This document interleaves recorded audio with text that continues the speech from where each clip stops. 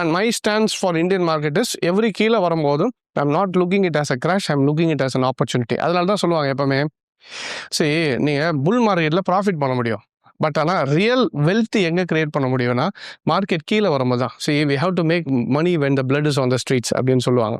So எப்போ மார்க்கெட்டில் வந்து எல்லாருமே ஒதுங்கி போகிறாங்களோ, எப்போ வேண்டான்ட்டு வெளியே போகிறாங்களோ, அந்த டைமில் யார் உள்ள கரெக்டான டைமில் வந்து இன்வெஸ்ட் பண்ணிவிட்டு ஆவரேஜ் பண்ணிட்டு பொறுமையாக வெயிட் பண்ணுறாங்களோ, இன்னும் கொஞ்சம் இறங்கிடுச்சு பரவாயில்ல, 5% இறங்கிடுச்சு, வெயிட் பண்ணுறேன், 10% இறங்கிடுச்சு, திருப்பி ஆவரேஜ் பண்ணிட்டு வெயிட் பண்ணுறவங்க ரேலி வரும்போது எல்லாருமே நல்ல ப்ராஃபிட்டோட வெளியே வந்துடுவாங்க. ஸோ அதனால தான் this is the right time. என்னை பொறுத்த வரைக்கும் I am swing this as a golden opportunity. கீழே வர வர every 5% I am trying to average. இப்போ ஃபண்டு இல்லைன்ற பட்சத்தில் கொஞ்சம் வெயிட் பண்ணுங்கள், வேறு வழி இல்லை. முடிஞ்ச வரைக்கும் கொஞ்சம் வெயிட் பண்ணிவிட்டு இந்த டைமில் போய்ட்டு விற்றுட்டு போகிறத காட்டிலும் வெயிட் பண்ணிவிட்டு கரெக்டான இடத்துல கீழே ஒரு இடத்துல ஆவரேஜ் பண்ணிவிட்டு வெயிட் பண்ணோன்னா மார்க்கெட் எக்ஸாக்ட்லி கொஞ்ச நாள் வெயிட் பண்ணி பாருங்கள், எப்படியும் சினாரியோ மாறும். நிஃப்டி ஒரு ஆல் டைம் ஹையை பிரேக் ஆகிறதுக்கு எல்லா பாசிபிலிட்டிஸும் இருக்குது.